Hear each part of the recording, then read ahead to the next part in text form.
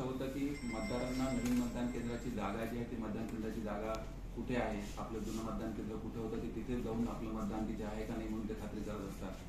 त्याच्यामुळे जी काही नवीन मतदान केंद्राची जी काही लिस्ट आहे ती लिस्ट आपण त्याच्या वेळोवेळी म्हणजे आता करून पुन्हा वेळोवेळी जेव्हा जेव्हा तुम्हाला सवड मिळेल तेव्हा तेव्हा आपण याची प्रॉपर प्रसिद्धी करावं आणि पण त्याचे फ्लेक्स बॅनर्स आम्ही सगळे त्या कालावधीमध्ये लावणार आहोत की असं हे मतदान केंद्र इथे नाही, इथे बदललेलं आहे, या मतदान केंद्राच्या नावात बदल झाला आहे, या मतदान केंद्राच्या क्षेत्रामध्ये बदल झाला आहे। अशा पद्धतीच्या मतदान केंद्राच्या सुसूत्रीकरणाच्या कार्यक्रमाला आपण व्यापकतेची प्रसिद्धी द्यावी। दुसरा जो महत्त्वाचा मुद्दा मागच्या लोकसभेच्या निवडणुकीच्या वेळेला आमच्या तिकडे पण जाणवला होता आणि इथे पण कदाचित असेल की दुबार लोकांची नावं मतदार यादीमध्ये आहेत आणि त्यांची नावं कमी झालेली नाही। तर त्याच्या अनुषंगाने मी आपल्या सर्वांच्या माध्यमातून म्हणजे जनतेपर्यंत आपल्याला आवाहन करता येईल की ज्यांची नावं आपल्याला यादीमध्ये दुबार असतील त्या लोकांनी त्या जनतेमधल्या ज्या मतदारांनी आपली नावं कमी करून एका ठिकाणचं नाव कमी करून घेण्यासाठी तात्काळ आपला नवीन नंबर 7 भरून द्यावा, जेणेकरून त्यांचं नाव आपल्याला यादीमधून कमी करता येईल। किंवा जर आमच्याकडे आलेलं काही ठिकाणी आम्हाला आक्षेप पण काही प्राप्त झालेला आहे त्याची आम्ही छाननी आमच्या स्तरावर आम्ही करतो आहोत। त्याच्यामध्ये सगळ्या अर्जांची छाननी करून घेऊन त्याच्यामध्ये प्रत्येक त्या मतदाराला नोटीस जाऊन त्याला कुठल्या ठिकाणी त्यांचं नाव त्याला ठेवायचं आहे तोही मुद्दा आम्ही या 15 दिवसाच्या कालावधीमध्ये पूर्ण करणार आहोत। याशिवाय जी काही 17 वर्षाचे नवोदित मतदार आहेत, महिला आहेत किंवा विद्यार्थी आहेत, त्या सगळ्या 17 वर्षाच्या मुलांचे किंवा मुलींचे जेवढे त्यांचं मतदान ज्यांना आता त्यांचे फॉर्म भरायचे असतील त्यांनी नमुना 6 भरून द्यायचा करावा। कारण मागच्या वेळेला आपण लोकसभेच्या वेळेला बऱ्याच लोकांचे भरून घेतले असतील आणि अनेक ठिकाणी आपण तेव्हा पण कॅम्प घेतले होते आणि आता पण पुन्हा पण आपल्याला संधी आहे की जे लोक तेव्हा सुटलेले असतील, काही बरीच मुलं बाहेरच्या कोचिंग क्लासेसला जातात, काही ठिकाणी दुसऱ्या कॉलेजमध्ये जातात, त्याच्यामुळे त्यांचं इथलं मतदानाची ते वंचित राहू नये याच्या अनुषंगाने हा मतदानाचा प्रोग्राम आता पुन्हा आपल्याला मतदार यादीत नाव घालण्याचा शासन आयोगाने दिलेला आहे।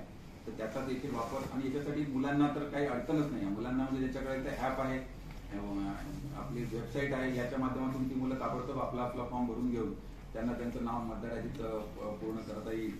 ह्या अनुषंगाने फक्त या मतदार यादीच्या डिटेल्स ज्या आहेत त्या डिटेल्स आपल्यापर्यंत देऊन आपण त्याची व्यापक प्रसिद्धी द्यावी। वेळोवेळी याच्या संदर्भामध्ये आपल्याकडून काही आम्हाला काही फीडबॅक असेल तर तो फीडबॅक देखील द्यावा म्हणून आजच्या या पत्रकार परिषदेचं या ठिकाणी आयोजन करण्यात आलं। याचे नाव त्यात राहणार नाही। आता मी मतदार यादी बघत होते, 100% लोकांचे वोटर्स ID कार्ड आपल्याकडे झालेलं आहे। म्हणजे आता आपल्या मतदार यादीत कोणताही मतदार असा नाही की ज्याचा फोटो ID आपल्याकडे नाही। 2 वर्षापासून आपण आपल्याकडे हर घर तिरंगा अभियान आपण वेगवेगळ्या ठिकाणी घेतलेलं होतं आता की लोकांमध्ये हा एक उत्सवाचं याला स्वरूप यावं। 15 ऑगस्ट हा जो आपला स्वातंत्र्य दिन आहे, त्या स्वातंत्र्य दिनाला जशी आपण आपल्याकडे हिंदू संस्कृतीमध्ये आपण गुढी उभारून आपल्याकडे आपण नवीन वर्षाचं आपण स्वागत करतो, तसं 15 ऑगस्टला हा सुमोठो म्हणजे उत्स्फूर्तपणे लोकांनी जनतेने आपापल्या घरावरती हा झेंडा हर घर तिरंगाच्या अनुषंगाने झेंडा लावला पाहिजे, हा या मोहिमेचा उद्देश आहे। तो उद्देश देखील या माध्यमातून सफल व्हावा, तोही एक आजच्या या विचित्र त्याचं मूळ कारण ते होतं। तर या 9 ऑगस्ट ते 15 ऑगस्ट या दरम्यान आपण आपल्याकडे हे हर घर तिरंगा अभियानात राबवण्याच्या अनुषंगाने शासनाचे आदेश आहेत। त्याच्यामध्ये वेगवेगळ्या पद्धतीने आपण त्याचं प्लॅनिंग आपण करतो आहोत। 9 ऑगस्टला तिरंगा यात्रा, तिरंगा रन घेता येतो किंवा तिरंगा मॅरेथॉन आहे, सायकल किंवा बाईक रॅली घेता येते किंवा तिरंगा प्रतिज्ञा त्यांनी आपल्याला प्रिस्क्राईब करून दिलेली आहे। तिरंगा सेल्फी काढून त्याचा फोटो आपल्याला आपल्या वेबसाईटला अपलोड करता येतो। वेगवेगळ्या याच्यामध्ये वेगवेगळ्या राष्ट्रीय आणि राज्यस्तरीय खेळाडूंचा युवा सेवकांचा याच्यामध्ये सहभाग आपल्याला कसा घेता येईल तोही आपल्याकडे वेगवेगळे आपल्याकडे क्लब आहे, लायन्स क्लब असेल, रोटरी क्लब असेल, अनेक आपल्याकडच्या स्वयंसेवी संस्था आहेत।